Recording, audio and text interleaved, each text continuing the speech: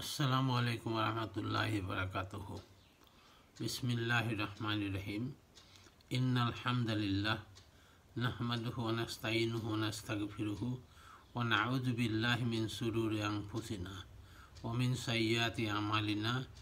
मय यहदिहिल्लाहु फला मुदिल्ल लहु व मय युद्लिल फला हादिय लहु व अशहदु अल्ला इलाहा इल्लल्लाहु वहदहु ला शरीका लहु व अशहदु अन्ना मुहम्मदन अब्दुहु व रसूलुहु सल्लल्लाहु अलैहि वसल्लम व अला आलिहि व अस्हाबिहि सल्लम तस्लीमन कसीरा। अम्मा बाद फ़इन्न खैरल हदी किताबुल्लाह व खैरल हदी हदी मुहम्मदिन सल्लल्लाहु अलैहि वसल्लम व शर्रल उमूरि मुहदसातुहा व कुल्लु मुहदसातिन बिदअह व कुल्लु बिदअतिन दलाला व कुल्लु दलालातिन फिन्नार। সকলো প্ৰশংসা মহান আল্লাহৰ বাবে। শান্তি অৱতীৰ্ণ হোক আল্লাহৰ ৰসুল সাল্লাল্লাহু আলাইহি ওয়াসাল্লাম আৰু তেখেতৰ পৰিয়ালবৰ্গৰ ওপৰত। আখিৰাতৰ বাবে এবাৰ চিন্তা কৰোঁ আহক। এইলানি আলোচনাৰ আজিৰ বিষয়বস্তু স্বামী আৰু স্ত্ৰী একেলগে জান্নাতলৈ যোৱাৰ আমল। মহান আল্লাহে কুৰাণ মজিদৰ সূৰা আৰ-ৰুমৰ 21 নম্বৰ আয়াতত কৈছে, ومن آياته أن خلق لكم من أنفسكم أزواجا لتسكنوا إليه وجعل بينكم مودة ورحمة إن في ذلك لآيات لقوم يتفكرون। অৰ্থাৎ তেৱেই তোমালোকৰ মাজৰ পৰা তোমালোকৰ জোৰা সৃষ্টি কৰিছে যাতে তোমালোকে সিহঁতৰ পৰা প্ৰশান্তি লাভ কৰা, আৰু তেৱেই তোমালোকৰ মাজত প্ৰেম আৰু স্নেহ সৃষ্টি কৰিছে। সূৰা বাকাৰাৰ 285 নম্বৰ আয়াতত স্বামী স্ত্ৰী দুয়োকে ইজনে সিজনৰ পোছাক হিচাপে বিবেচিত কৰিছে। ইয়াৰ পৰা দেখা যায় স্বামী স্ত্ৰীৰ মাজত এক এৰাব নোৱাৰা সম্পৰ্ক। পোছাক অবিহনে মানুহ যিদৰে থাকিব নোৱাৰে, ঠিক তেনেকৈ বিবাহিত লোকো এজনে আনজনক এৰি থাকিব নোৱাৰে। অৱশ্যে ব্যতিক্ৰম সকলোতে আছে। এনে সম্পৰ্কৰে পাৰ্থিৱ জীৱন কটোৱাৰ পিছত পৰকালত বিচ্ছিন্ন হোৱাটো, অৰ্থাৎ এজন জান্নাতলৈ আৰু আনজন জাহান্নামলৈ যোৱাটো কোনো দম্পতীয়ে নিবিচাৰে। কিন্তু নিবিচাৰিলেই জানো হ'ব? তাৰ বাবে আল্লাহৰ দৰবাৰত গৃহীত হোৱাকৈ স্বামী স্ত্ৰী উভয়ে আমল ইবাদত কৰিব লাগিব। স্বামী স্ত্ৰীৰ মাজৰ যি আন্তৰিকতা, ভালপোৱা আৰু বুজাবুজি সৃষ্টি হয়, ইয়ে দাম্পত্য জীৱন সুখৰ কৰে। অনেক ক্ষেত্ৰত এজনৰ মৃত্যুত আনজন আৱেগিক হৈ দ্বিতীয় বিবাহৰ প্ৰতি আগ্ৰহী নহয়। পুৰুষৰ তুলনাত নাৰীৰ এই প্ৰৱণতা অধিক। এনে ক্ষেত্ৰত স্বাভাৱিকভাৱে এনে নাৰী পুৰুষে আখিৰাততো উভয়ৰ সান্নিধ্য কামনা কৰে। এতিয়া চাব লগা কথা হ'ল, কুৰাণ হাদিছ তথা আচাৰত এনেধৰণৰ কোনো সুযোগ আছে নে নাই। আজিৰ এই খণ্ডত উক্ত বিষয়ত আলোচনা কৰিম ইনশাআল্লাহ। জান্নাত লাভ কৰিব হ'লে স্বামী স্ত্ৰী উভয়ে নিজকে জান্নাত লাভৰ বাবে প্ৰস্তুত কৰিব লাগিব। তেওঁলোকে এই সংকল্পত নিজৰ ইমান আৰু আমলক শুদ্ধ কৰি ৰাখিলে সেয়া সম্ভৱ হ'ব পাৰে। মহান আল্লাহে সূৰা নিছাৰ 124 নম্বৰ আয়াতত কৈছে, পুৰুষ বা নাৰীৰ মাজত কোনোবাই ইমানৰ অৱস্থাত সৎকৰ্ম কৰিলে তেওঁলোকে জান্নাতত প্ৰৱেশ কৰিব আৰু তেওঁলোকৰ প্ৰতি অনুপৰিমাণো অন্যায় কৰা নহ'ব। সহিহ বুখাৰীৰ 1397 নম্বৰ হাদিছত উল্লেখ আছে, এজন বেদুইনে জান্নাত লাভৰ আমলৰ বিষয়ে জানিব বিচৰাত ৰসুল সাল্লাল্লাহু আলাইহি সাল্লামে কৈছিল, আল্লাহৰ ইবাদত কৰা আৰু তেওঁৰ লগত কাকো অংশী নকৰিবা। ফৰজ সালাত আদায় কৰা, ফৰজ জাকাত আদায় দিয়া, ৰমজান মাহৰ সিয়াম পালন কৰা। এয়া কোৱাৰ পিছত বেদুইনজনে আল্লাহৰ শপত কৰি ইয়াতকৈ বেছি নকৰে বুলি কয়। তেওঁ যোৱাৰ পিছত ৰসুল সাল্লাল্লাহু আলাইহি সাল্লামে ক'লে, কোনোৱে জান্নাতি ব্যক্তি যদি চাবলৈ পচন্দ কৰে তেওঁক যেন চাই লয়। গতিকে জান্নাত লাভ কৰিব হ'লে উক্ত আমলসমূহ কৰিব লাগিব। স্বামী স্ত্ৰী একেলগে জান্নাতলৈ যাবৰ বাবে উক্ত আমলসমূহ কৰিবই লাগিব। দাম্পত্য জীৱনত স্বামী স্ত্ৰীৰ মাজৰ সকলো অৰ্থনৈতিক দায়িত্ব আল্লাহ ৰাব্বুল আলামিনে পুৰুষৰ ওপৰত দিছে। মহিলাৰ ওপৰত কোনো দায়িত্ব দিয়া নাই। দাম্পত্য জীৱনৰ অৰ্থনৈতিক দায়িত্ব মূলতঃ 4টা। সেইকেইটা ক্ৰমে স্বামীয়ে স্ত্ৰীক মহৰণা আদায় দিয়া, খাদ্য পানীয় আৰু আহাৰৰ ব্যৱস্থা কৰা, পিন্ধা সাজ পোছাকৰ ব্যৱস্থা কৰা আৰু বাসস্থানৰ সুবিধা কৰি দিয়া।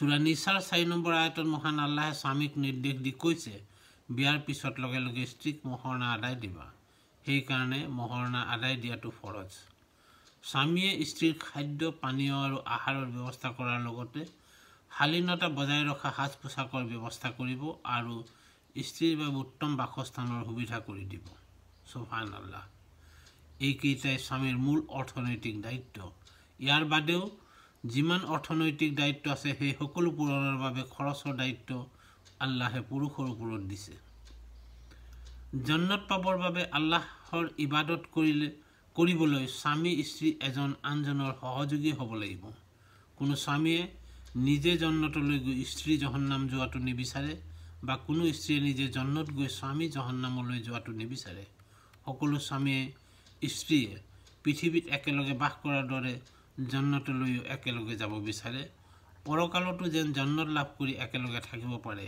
এয়াই সত্য এই কাৰণে আল্লাহৰ আনুগত্য কৰাত আল্লাহৰ ইবাদত কৰাত দাম্পত্য জীৱনত এজন আনজনৰ সহযোগী হ'ব লাগিব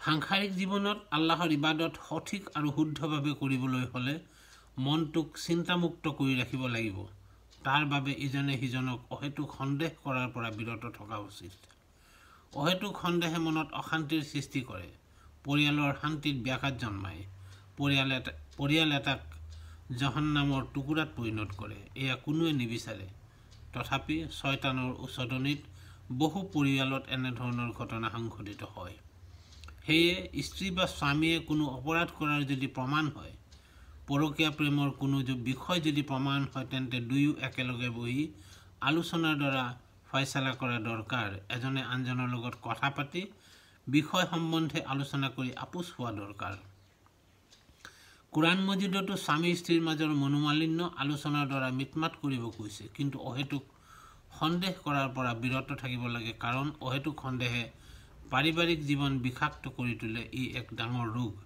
এনে ৰোগৰ পৰা আঁতৰি থাকিব লাগিব মনত ৰখা উচিত স্বামী স্ত্ৰীৰ যিকোনো অপৰাধতকৈ ডাঙৰ ৰোগ হ'ল ইজনে সিজনক সন্দেহ কৰা সন্দেহৰ পৰা আঁতৰি থাকিব হ'লে স্বামীয়ে ভুল কৰিলে স্ত্ৰীয়ে খং ৰাগ নকৰি সুন্দৰভাৱে শুধৰাই দিব লাগিব আৰু স্ত্ৰীয়ে ভুল কৰিলে স্বামীয়ে খং নকৰি শান্তভাৱে শুধৰাই দিব লাগিব এয়াই হৈছে এক আদৰ্শ ইছলামিক পৰিয়ালৰ সৌন্দৰ্য আল্লাহৰ ইবাদতৰ ভিতৰত নামাজ অন্যতম জান্নাতলৈ যাব হ'লে নামাজ আদায় কৰিব লাগিব ইয়াৰ বাবে দুয়োৰে সহযোগী হ'বলৈ হ'লে স্বামীয়ে স্ত্ৰীক আৰু স্ত্ৰীয়ে স্বামীক নামাজ আদায়ৰ বিষয়ে আহ্বান জনাব সোঁৱৰাই দিব নামাজ নপঢ়িলে জান্নাত যাব নোৱাৰে সেয়ে দুয়োজন জান্নাত যাবলৈ হ'লে দুয়ো সময়মতে নামাজ আদায় কৰিব লাগিব ফজৰ বা তাহাজ্জুদৰ সময়ত উঠোতে স্ত্ৰীয়ে স্বামীক জগাব স্বামী নুঠিলে সামান্য ঠাণ্ডা পানী ছটিয়াই দিব কাৰণ জান্নাতলৈ একেলগে যাব লাগিব অকলে নহয় তাৰ বাবে দুয়ো আল্লাহৰ ইবাদত কৰিব লাগিব স্বামী স্ত্ৰী যিমানে ইবাদতৰ দ্বাৰা আল্লাহৰ আনুগত্যৰ ফালে ধাবিত হ'ব সিমানে আল্লাহে স্বামী স্ত্ৰীৰ মাজত মৰম ভালপোৱা সৃষ্টি কৰি দিব স্বামী স্ত্ৰীৰ মৰম ভালপোৱাক লাভ পিৰামিড বুলি কোৱা হয় ই ত্ৰিভুজ আকৃতিৰ এই ত্ৰিভুজৰ ওপৰৰ বিন্দুত মহান আল্লাহ আৰু তলৰ দুই বিন্দুত স্বামী আৰু স্ত্ৰী যেতিয়া তলৰ দুই বিন্দুৰ পৰা ওপৰৰ বিন্দুলৈ অৰ্থাৎ আল্লাহৰ কাষলৈ অগ্ৰসৰ হয় তেতিয়া স্বামী স্ত্ৰী দুয়োৰে কাষ চাপি গৈ থাকে কাৰণ আল্লাহে সেয়া কৰি দিয়ে সেইকাৰণে ইয়াক কোৱা হয় লাভ পিৰামিড বা ত্ৰিভুজ আকৃতিৰ ভালপোৱা স্বামী স্ত্ৰী আৰু আল্লাহ ৰাব্বুল আলামিন আনহাতে আল্লাহৰ পৰা আঁতৰি আহিলে দুয়ো তললৈ নামি আহিব লাগিব আৰু দুয়োৰে মাজত দূৰত্ব বেছি হৈ গৈ থাকিব স্বামী স্ত্ৰী একেলগে যিমানে বেছি আল্লাহৰ নিকটৱৰ্তী হ'ব আল্লাহ ৰাব্বুল আলামিনে তেওঁলোক দুয়োকে আভ্যন্তৰীণভাৱে নিজৰ ভিতৰত সিমানে অধিক নিকটৱৰ্তী কৰি তুলিব আনহাতে আল্লাহৰ সম্পৰ্কৰ পৰা যিমানে দূৰলৈ আঁতৰি যাব তেওঁলোক নিজেও এজনে আনজনৰ পৰা সিমানে বেছি দূৰলৈ আঁতৰি যাব সেয়ে আল্লাহৰ ভালপোৱা লাভ কৰিবলৈ হ'লে স্বামী স্ত্ৰী দুয়োৰে সহযোগী হ'ব লাগিব নামাজৰ সময়ত ইজনে সিজনক মাত দিব পুৱা ফজৰ বা তাহাজ্জুদৰ সময়ত শুই উঠিবলৈ এলাৰ্ম দি থ'ব স্বামীয়ে স্ত্ৰীক আৰু স্ত্ৰীয়ে স্বামীক জগাই দিব স্বামীয়ে স্ত্ৰীক কোৰাণ তিলাৱত শুনাব স্ত্ৰীয়ে স্বামীক শুনাব এনে কাৰ্যৰ দ্বাৰা আল্লাহে সেই পৰিয়ালক জান্নাতৰ টুকুৰা বনাই দিব সুবহানাল্লাহ সূৰা নিছাৰ 34 নম্বৰ আয়াতত মহান আল্লাহে কৈছে, স্বামী হ'ল তেওঁৰ স্ত্ৰীৰ তত্ত্বাৱধায়ক। স্বামীয়ে স্ত্ৰীক সুৰক্ষাত ৰাখিব, স্ত্ৰীৰ কেয়াৰ ল'ব, দায়িত্বত থাকিব। দাম্পত্য জীৱনৰ পাৰিবাৰিক সংসাৰত দুয়োজনৰ ভিতৰত স্বামীক আল্লাহ তালাই দায়িত্বশীল কৰি দিছে, শ্ৰেষ্ঠত্ব দিছে। পুৰুষসকলে নিজৰ ধন সম্পদ ব্যয় কৰে। স্বামীয়ে স্ত্ৰীক বেয়া নাপায়, স্ত্ৰীৰ বেয়া চিন্তা নকৰে, ক্ষতিও নকৰে। উক্ত আয়াত অনুসৰি মহান আল্লাহে স্বামীক শ্ৰেষ্ঠত্ব দিছে। তিৰমিজি গ্ৰন্থৰ 1161 আৰু সহি ইবনে হিব্বান গ্ৰন্থৰ 4163 নম্বৰ হদিছত উল্লেখ আছে, দৈনিক 5 ওয়াক্ত সালাত নিয়মিতভাৱে আদায় কৰা, ৰমজান মাহৰ ৰোজা ৰখা, লজ্জাস্থানৰ হেফাজত কৰা আৰু স্বামীক অনুগত্য কৰা স্ত্ৰীয়ে ইচ্ছা কৰা দৰজাই দি জন্নতত প্ৰৱেশ কৰিব পাৰিব। গতিকে উভয়ে একেলগে জন্নত লাভ কৰিবলৈ হ'লে নামাজ ৰোজা পালন কৰাৰ উপৰি লজ্জাস্থানৰ হেফাজত অৰ্থাৎ জিনা ব্যভিচাৰৰ পৰা আঁতৰি থাকিব লাগিব আৰু শৰীয়ত বিৰোধী কাৰ্যৰ বাদে আন সকলো ক্ষেত্ৰত স্বামীক বিনা চৰ্তে মানিব লাগিব, অনুসৰণ কৰিব লাগিব।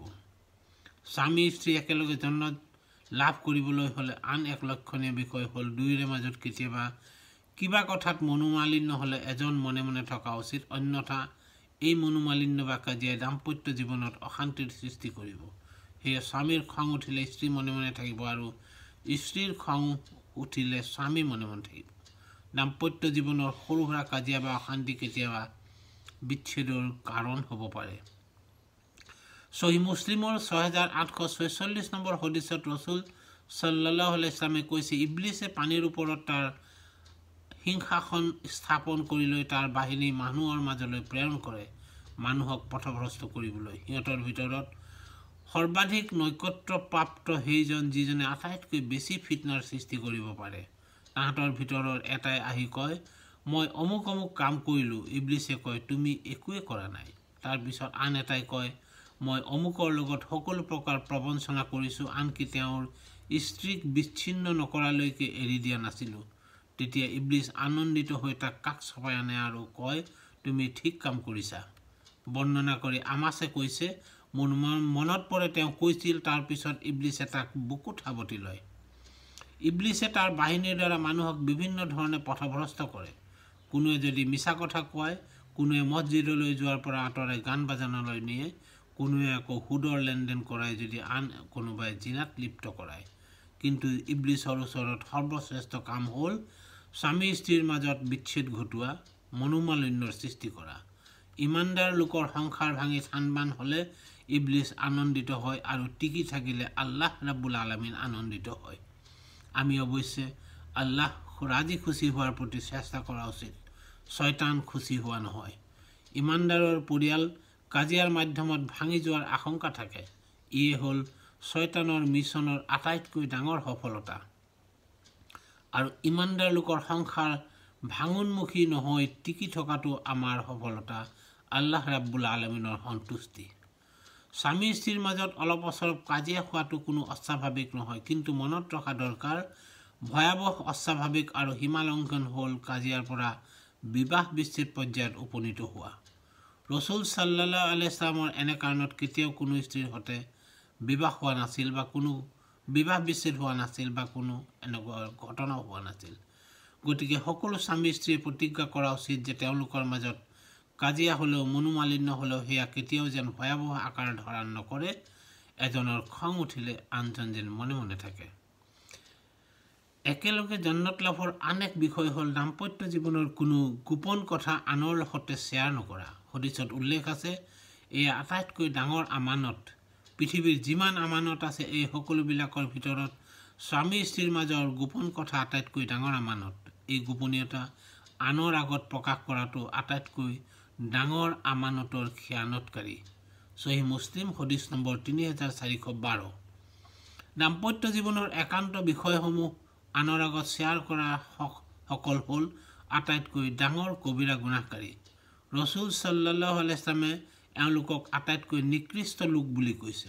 কিয়ামতৰ দিনা আল্লাহ ৰাব্বুল আলামিনৰ আগত আটাইতকৈ নিকৃষ্ট হৈ উপস্থিত হ'ব সেই দম্পতি, সেই স্ত্ৰী বা সেই স্বামী যিসকলে দাম্পত্য জীৱনৰ বিশেষ মুহূৰ্তত গোপনে কৰা কাম আনৰ আগত প্ৰকাশ কৰে।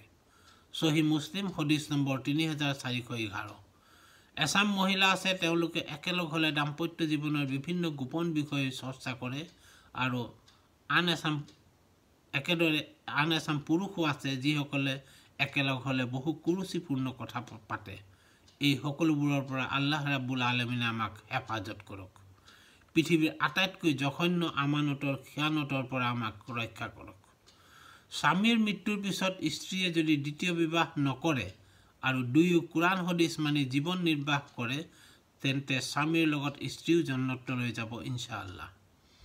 ইকৰামা ৰহমতুল্লাহ কৈছে আসমা বিনতে আবু বক্কৰ ৰাদিয়াল্লাহু আনহা আছিল জুবাইৰ ইবনুল আৱাম ৰহমতুল্লাহৰ স্ত্ৰী।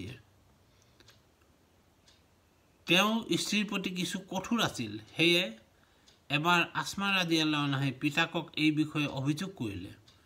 পিতাক আবু বক্কৰ ৰাদিয়াল্লাহু আনহুৱে জীয়েকক ক'লে, অলপ ধৈৰ্য ধৰা।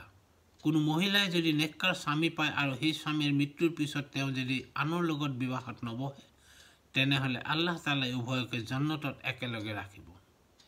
সিলচিলাতু সহিহা হদিছ নম্বৰ 1281। হুজাইফা ৰাদিয়াল্লাহু আনহুৱে নিজৰ স্ত্ৰীক ক'লে, তুমি যদি মোৰ লগত একেলগে জান্নাতত থাকিব বিচাৰা তেন্তে মোৰ যদি আগে মৃত্যু হয় তেন্তে মোৰ পিছত আন কাকো বিবাহ নকৰিবা, কাৰণ যি মহিলাই দুনিয়াত যাৰ লগত সৰ্বশেষ সংসাৰ কৰে জান্নাতত তেওঁৰ লগতে থাকিব। সেইকাৰণে ৰসুল সাল্লাল্লাহু আলাইহি ওয়াসাল্লামৰ উফাতৰ পিছত তেখেতৰ সন্মানিত স্ত্ৰীসকলৰ বাবে আনৰ লগত বিবাহ হাৰাম কৰা হৈছে। জান্নাতত তেওঁলোক ৰসুল সাল্লাল্লাহু আলাইহি ওয়াসাল্লামৰ লগত থাকিব। সুনানুল কুবৰা বাইহাকী হদিছ নম্বৰ 13421। কোনো মহিলাৰ একাধিক স্বামী থাকিলে আৰু উভয়ে নেককাৰ হ'লে শেষৰজনৰ লগত তেওঁ জান্নাতত থাকিব। আবু দাৰজা ৰাদিয়াল্লাহু আনহুৰ ইন্তাকালৰ পিছত আমিৰুল মুমিনিন মুআবিয়া বিন আবু সুফিয়ান ৰাদিয়াল্লাহু আনহুৱে তেওঁৰ বিধৱা স্ত্ৰী উম্মু দাৰজাৰ ওচৰলৈ বিবাহৰ প্ৰস্তাৱ পঠায়। তেতিয়া তেওঁ ক'লে, তেওঁ স্বামীৰ পৰা শুনিছে ৰসুল সাল্লাল্লাহু আলাইহি ওয়াসাল্লামে কৈছে যি মহিলাই স্বামীৰ মৃত্যুৰ পিছত আনক বিবাহ কৰে তেওঁ দুনিয়া আৰু আখিৰাতত তেওঁৰ সৰ্বশেষ স্বামীৰ অধিকাৰত যায়। সেয়ে আপোনাক আবু দাৰদাৰ ওপৰত স্থান দিব নোৱাৰোঁ। এই কথা জানি মুআবিয়া ৰাদিয়াল্লাহু আনহুৱে তেওঁক জনালে, আপুনি তেনেহ'লে বেছিকৈ ৰোজা ৰাখক, কাৰণ ৰোজাই জৈৱিক চাহিদা হ্ৰাস কৰে। তাবাৰানী মুজাম্মুল আউসাত হদিছ নম্বৰ 3130। সিলচিলাতু সহিহা হদিছ নম্বৰ 1281। কোনো মহিলাই একাধিক স্বামী গ্ৰহণ কৰিলে উত্তমজনৰ লগত জান্নাতলৈ যাব। তাজকিৰাতু আহৱালিল মাউতা ওয়া উমুৰিল আখিৰা 993। আন এক হদিছত উল্লেখ আছে, একাধিক স্বামী থকা মহিলাই কোন স্বামীৰ লগত জান্নাতত থাকিব বিচাৰে সেয়া বাছি লোৱাৰ অধিকাৰ মহিলাগৰাকীক দিয়া হ'ব। তাবাৰানী মুজমাউল আউসাত হদিছ নম্বৰ 3141। জান্নাতীসকলৰ নিয়ামত বৰ্ণনা কৰি ৰসুল সাল্লাল্লাহু আলাইহি ওয়াসাল্লামে কৈছে তেওঁলোক প্ৰত্যেকৰে দুগৰাকী স্ত্ৰী থাকিব। সহি বুখাৰী হদিছ নম্বৰ 3246। এই হদিছৰ ব্যাখ্যাত ইবনু হাজাৰ আসকালানী ৰহমতুল্লাহ কৈছে এই দুইগৰাকী স্ত্ৰী হ'ব দুনিয়াৰ। দুই হ'ল সৰ্বনিম্ন, ইয়াতকৈ বেছি হ'লেও একেলগে জান্নাতত থকাৰ সুযোগ সুবিধা আছে। পৃথিৱীত যিসকলৰ বিবাহ হোৱা নাছিল বা বিবাহৰ পিছত তালাক হৈছে আৰু দ্বিতীয় বিবাহ কৰা নাছিল, আল্লাহ ৰাব্বুল আলামিনে তেওঁলোকৰ বাবে জান্নাতত উপযুক্ত পাত্ৰ পাত্ৰী নিৰ্বাচন কৰি বিবাহৰ ব্যৱস্থা কৰি দিব। সহি মুছলিমৰ 6884 নম্বৰ হদিছ অনুসৰি জান্নাতত কোনোৱে অবিবাহিত হৈ নাথাকে। আল্লাহ ৰাব্বুল আলামিনে আমাৰ পৰিয়ালসমূহক জান্নাতৰ টুকুৰা বনাই দিয়ক আৰু স্বামী স্ত্ৰী একেলগে জান্নাত লাভ কৰাৰ বাবে সহি আমল কৰাৰ তৌফিক দিয়ক, আমিন। ৰসুল সাল্লাল্লাহু আলাইহি ওয়াসাল্লাম আৰু আয়েশা ৰাদিয়াল্লাহু আনহাৰ মাজৰ মৰম ভালপোৱা আমাৰ মাজতো সৃষ্টি কৰি দিয়ক। অমা তৌফিকু ইল্লা বিল্লাহ।